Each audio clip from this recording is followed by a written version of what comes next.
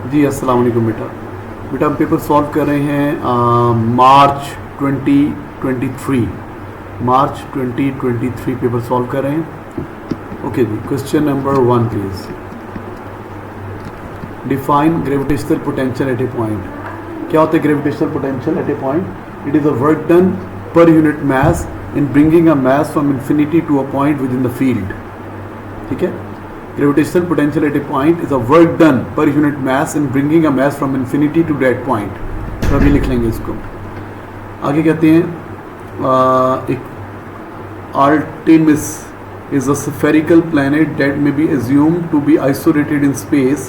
The variation with distance x from the center of A of gravitational potential is shown। gravitational potential का graph के बना है आपको, ठीक है जी, पोटेंशियल डिस्टेंस ग्राफ के बने। The radius of the Artemis is 4800 kilometres. इसका रेडियस आपको पता है। Determine the value of phi on the surface से बताना है। 4800 किलोमीटर की सरफेस से फाई बताना है, तो ग्राफ से चेक कर लेते हैं 4800 किलोमीटर पे पोटेंशियल की वैल्यू कितनी है। 4800 किलोमीटर पे पोटेंशियल की वैल्यू कितनी है? अच्छा जी, अब जरा चेक करें। 4800 किलोमीटर बेसिकली क्या बन जाएगा? 48 इंटू 10⁻³ मीटर्स बन जाएगा ना। ये बन जाएगा 4.8 इंटू 10⁻⁶। अच्छा, यहाँ पे क्योंकि 10⁻⁷ गिवन है, आप देख सकते हो यहाँ पे 10⁻⁷ गिवन है, इसको 10⁻⁷ ले आओ, ये हो जाएगा 0.48 इंटू 10⁻⁷। अब 0.48 ढूंढे यहाँ पे कहाँ पर है बेटा? ये 1 है ना, तो ये 0.5 होगा।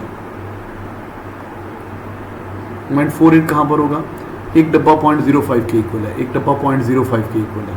अब 0.48 पूछ रहे हैं कहाँ पर होगा, तो 0.48 495 0.495 0.490 0.4 मदद कर रहा हूँ तो हाँ ठीक है ना। तो 48 9 पीछे आगे कितने डब्बे पे जाना पड़ेगा? ये देखो 0.495 0.490 0.485 0.480 ये होगा जी, ये पॉइंट होगा 0.480। ठीक है, कितने डब्बे पीछे? 4 डब्बे, 4 पीछे। अच्छा, यहाँ पे पोटेंशियल की वैल्यू चेक करें, ये तो आ ही नहीं रहा, यहाँ से तो ग्राफ पोटेंशियल का ग्राफ गुजर ही नहीं रहा। तो फिर क्या करें? फिर हम फार्मूला यूज़ कर सकते हैं बेटा। देखो ना, 4 डब्बे पीछे आना था ना, ये इधर क्या लिखी हुई थी वैल्यू? 0.5, सॉरी इधर थी 0.5। 0.48 जो है ना वो यहाँ पर कहीं पर है। 1 2 3 4 डब्बे पीछे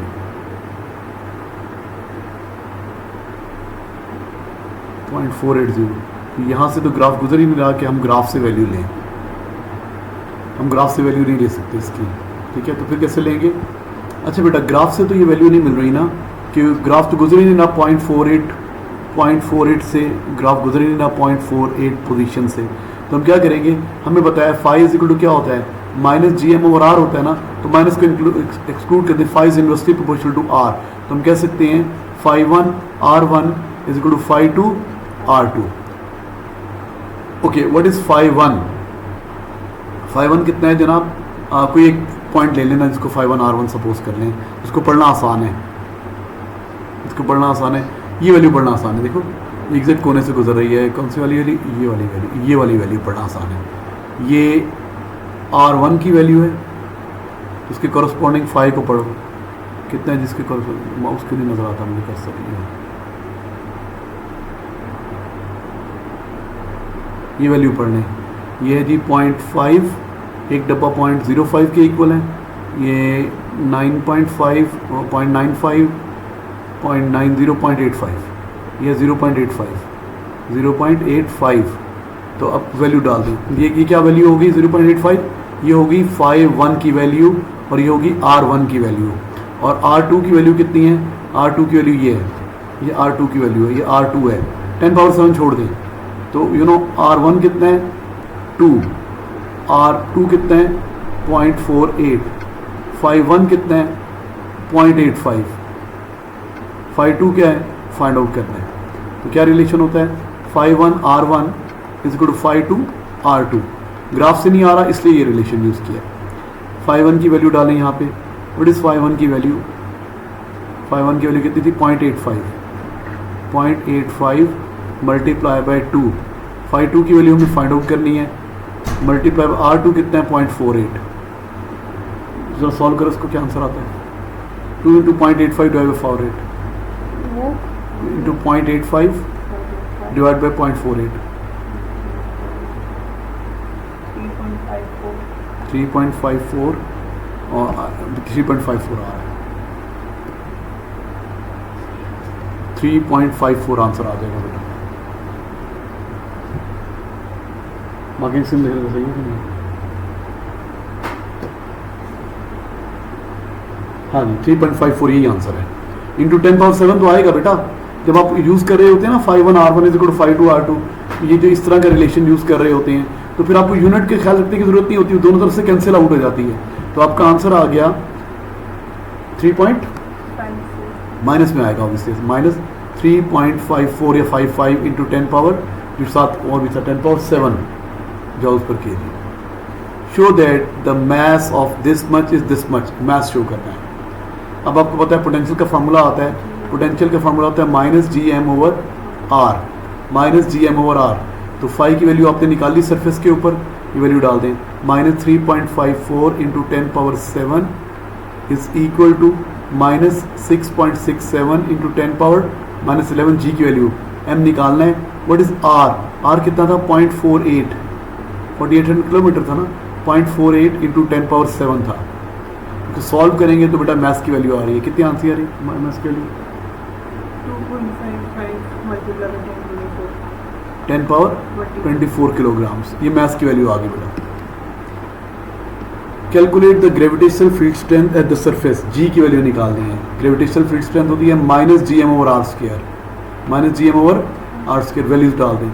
माइनस 6.67 इंटू 10 पावर माइनस 11 और 2.55, मैथ्स कितना आया था? 2.55 into 10 power 24 divided by R कितना था? 0.48, 4800 किलोमीटर था ना, 0.48 इंटू 10 पावर 7 का whole square.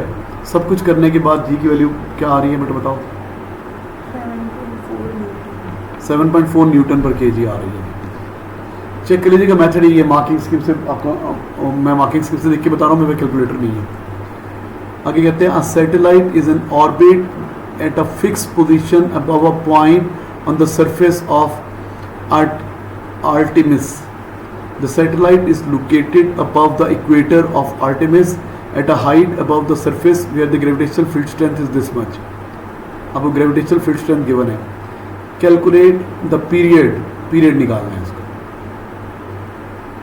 Okay, gravitational field strength given है वहाँ पे और आपको उसका टाइम पीरियड बताना है। तो ये रुका हुआ फील हो रहा है ना, तो ये उसका जियोस्टेशनरी सैटेलाइट हो गया ना, जियोस्टेशनरी के रुका हुआ फील हो रहा है। फिक्स्ड पोजीशन पे वही होता है जो जियोस्टेशनरी सैटेलाइट होता है। अच्छा, हमें इसका टाइम पीरियड निकालना है, टाइम पीरियड बेटा निकालना है। क्या क्या पता है आपको? मैथ्स पता है 2.55 इंटू 10 पावर 24 किलोग्राम्स। और क्या पता है आपको? आपको ग्रेविटेशनल फील्ड स्ट्रेंथ पता है। What is gravitational field strength at the height above the surface where the gravitational potential की वैल्यू, ग्रेविटेशनल पोटेंशियल की वैल्यू कितनी है? Minus 0.65 into 10 power 7। अच्छा, ये पोटेंशियल की वैल्यू गिवन है। और अच्छा, इसको यूज़ करते हुए बेटा हम आर निकाल सकते हैं ना, ग्राफ आपके पास है, इसको यूज़ करते हुए आर निकाल सकते हैं। ये इसका आर आएगा तो टाइम पीरियड आएगा ना। ओके, पहले ग्राफ से चेक करते हैं कि इतने पोटेंशियल पे 0.65 पे क्या डिस्टेंस है। ऑर्बिट का रेडियस निकाल लेते हैं। 0.65 कहाँ पर होगा? मैं सब कुछ अरेज कर रहा हूँ बेटा, ये वाला सब कुछ नहीं करना, ये बस ये अरेज कर।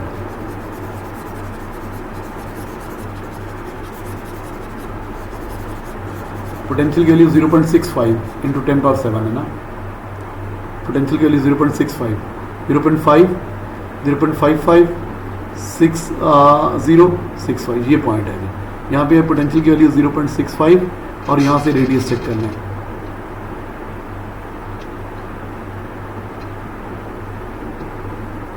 ग्राफ से बेटा रेडियस आ जाएगा आपके पास, रेडियस ऑफ ऑर्बिट आ जाएगा, ये यहाँ दरमियान में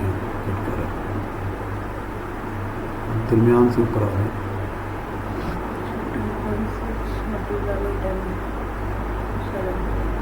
ये 2.6 इंटू 10%, 2.6 इंटू 10 पावर 7 आ रहा है बेटा, आर आ गया आपके पास।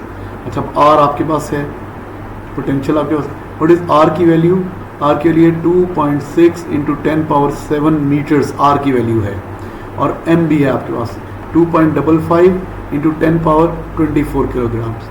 ठीक है, तो हमें क्या निकालना है? इसका टाइम पीरियड निकालना है। तो क्या रिलेशन होता है भाई? F C is equal to F G, centripetal force is equal to gravitational pull, है ना।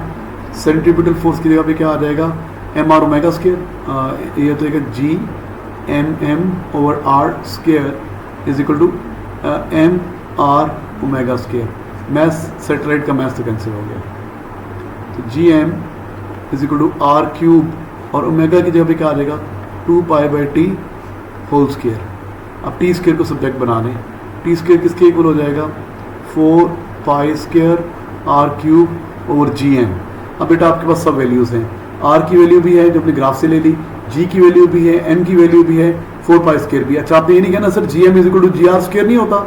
नहीं, ये नहीं लगाना, ये अर्थ के लिए लगाते हैं हम लोग, ये अर्थ के लिए लगाते हैं बेटा। तो सॉल्व करेंगे ना, ये वैल्यूज़ डाल देंगे आप, तो आपके पास आंसर आ जाएगा।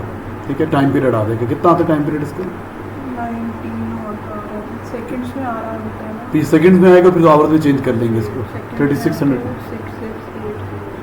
ये टाइम पीरियड सेकंड्स में आ रहा है, 66800 सेकंड्स, और आवर्स में कन्वर्ट करना है तो 19 आवर्स, इसको 3600 पे डिवाइड कर देंगे, 19 आवर्स।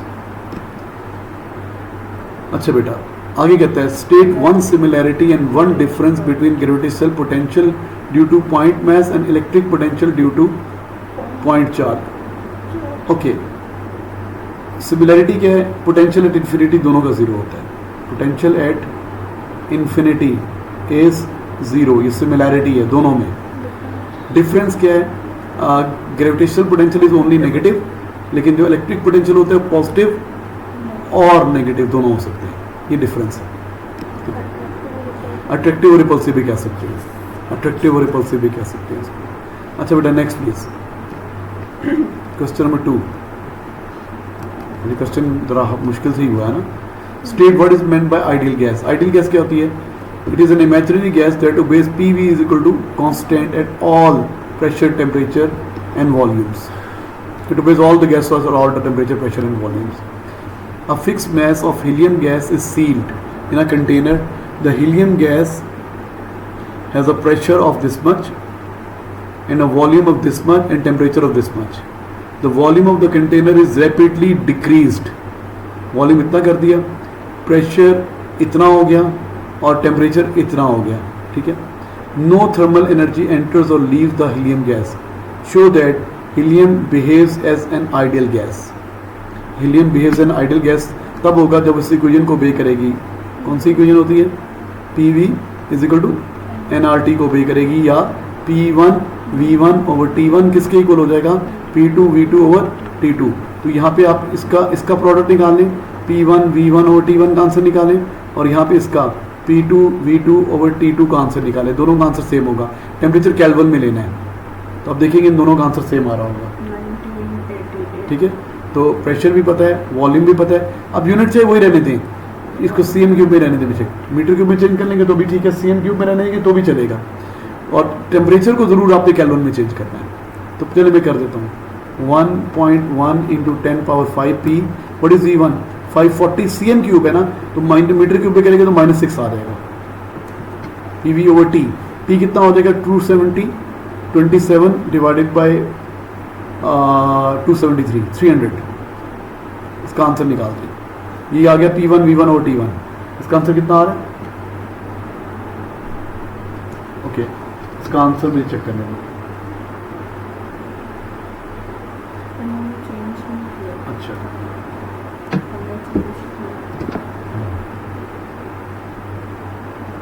0.1980। इसका आंसर आ रहा है पॉइंट, कहाँ गया, नजर ही नहीं आ रहा था, 0.198। इस तरीके से आप P2 V2 और T2 कर देंगे। P2 कितना है बेटा 6.7 इंटू 10⁻6, V2 कितना है 30 मीटर क्यूब में चेंज करना तो -6 ओवर 742 नहीं लेंगे, इसमें ऐड करेंगे, क्या ऐड करेंगे बेटा प्लस 273 ऐड करेंगे, तो आंसर आप देखेंगे ये भी ऑलमोस्ट ये आ जाएगा। तो ये है आइडियल गैस।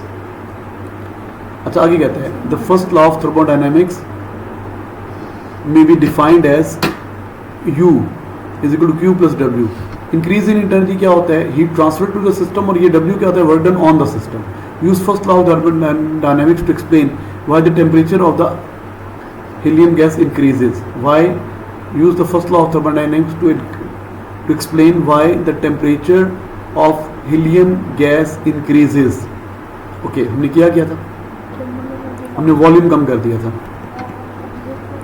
वॉल्यूम को कम कर दिया था, वॉल्यूम को 540 से 30 एकदम से कर दिया था, रैपिडली चेंज किया था।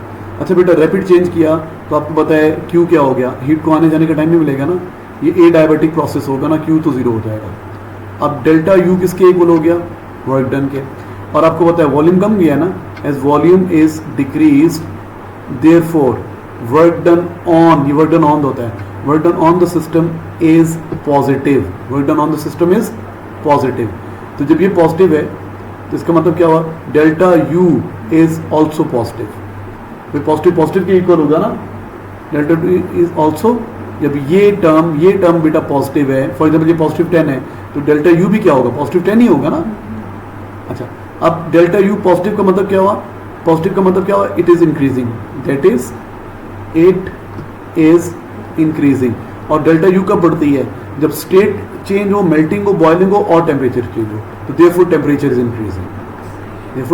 इंक्रीजिंग, तो आपने बताना है पहले कि रैपिड चेंजेस है तो Q तो 0 है, फिर आपने बताना है कि वॉल्यूम कम हुआ है तो work done on the system positive है, तो work done on the system positive है तो ये टर्म भी पॉजिटिव है ना। पॉजिटिव का मतलब होता है इंक्रीज इन इंटरनर्जी इंक्रीज हो रही है, और इंटरनर्जी इंक्रीज कब होती है, जब टेम्परेचर बढ़ता है या मेल्टिंग होती है या बॉइलिंग होती है, तो ये आप बता देंगे। आगे कहता है the average translational kinetic energy of the molecule of ideal gas is given by EK is equal to 3/2 kT, where K is the Boltzmann constant and T is the thermodynamic temperature। Okay, calculate the change in total kinetic energy of the molecules, calculate the change in total kinetic energy of the molecules of helium gas।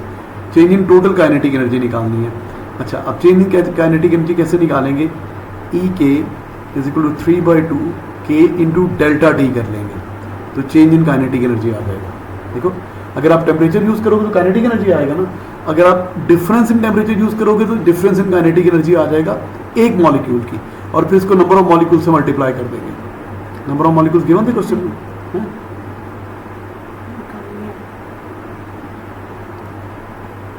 Okay ये तो है ही नहीं given. अच्छा फिर क्या करें, फिर और कीजिए,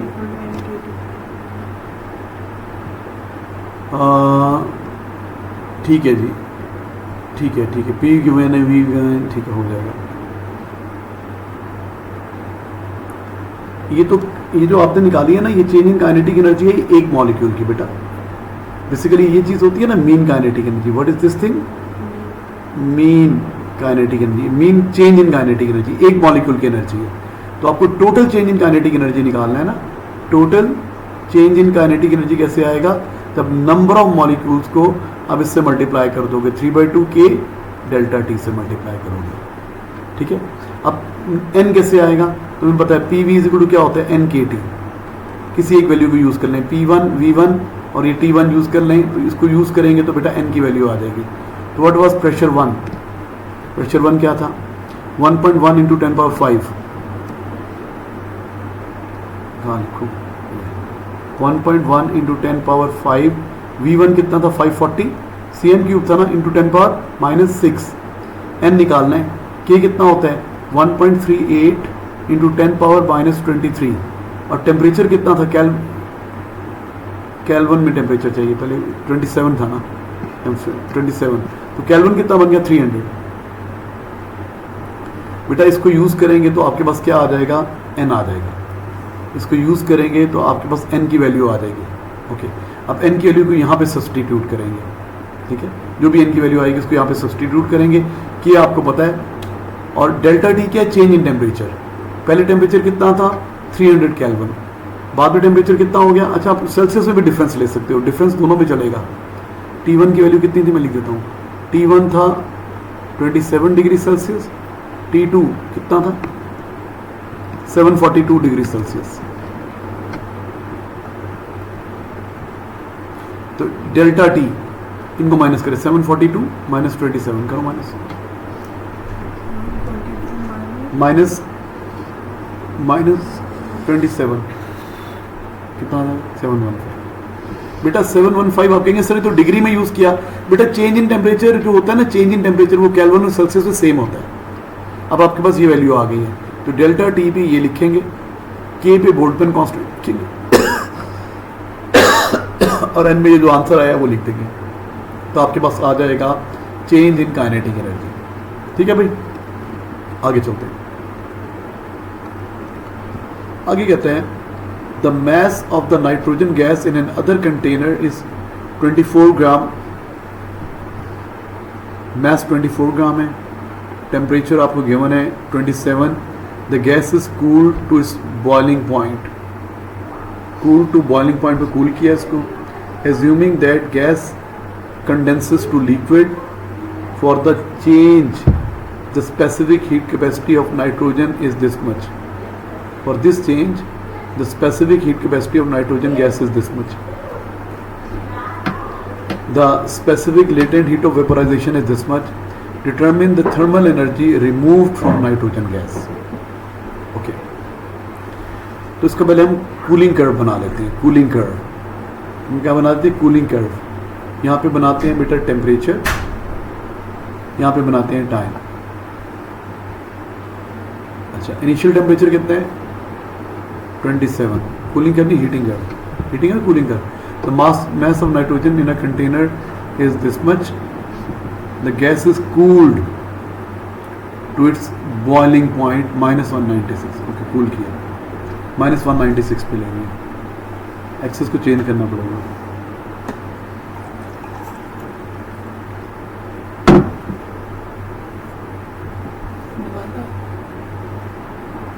यहाँ पे एक्सेस कितना है जी? इधर से शुरू करते हैं, 27 से शुरू करते हैं, ठंडा करते करते करते करते करते करते करते करते कहाँ पे लिया इसको? गैस थी ना, इसको बॉइलिंग पॉइंट तक ले गए, ठंडा करते कूलिंग कर्व। ये कितने टेम्परेचर तक ले गए? -196। इसके बाद क्या होगा? कंडेंसेशन होगी, ये स्टेज बनेगी। The mass of nitrogen is 24, mass given है, टेम्परेचर इनिशियल टेम्परेचर गिवन है आपको। The gas is cool to its boiling point 196, assuming that the gas condenses to a liquid. यहाँ पे लिक्विड बन रही है, यहाँ पे वो गैसियस फेज थी और यहाँ पे वो क्या बन जाएगी? लिक्विड बन जाएगी। बेसिकली यहाँ पे क्या हो रही है? कंडेंसेशन हो रही है। अच्छा, for the change specific heat capacity आपको गिवन है और specific latent heat of fusion given है, आपने निकालनी। अच्छा, इसमें दो स्टेजेस इन्वॉल्व हैं। एक स्टेज इन्वॉल्व है यहाँ पे Q1 हीट लूज होगी, यहाँ पे Q2 हीट होगी, तो मुझे टोटल हीट निकालनी है, तो क्या होगी? Q1 plus Q2। Q1 में टेम्परेचर चेंज हो रहा है ना, यहाँ पे क्या लगेगा? MC डेल्टा टी, यहाँ पे क्या लगेगा? MC delta T.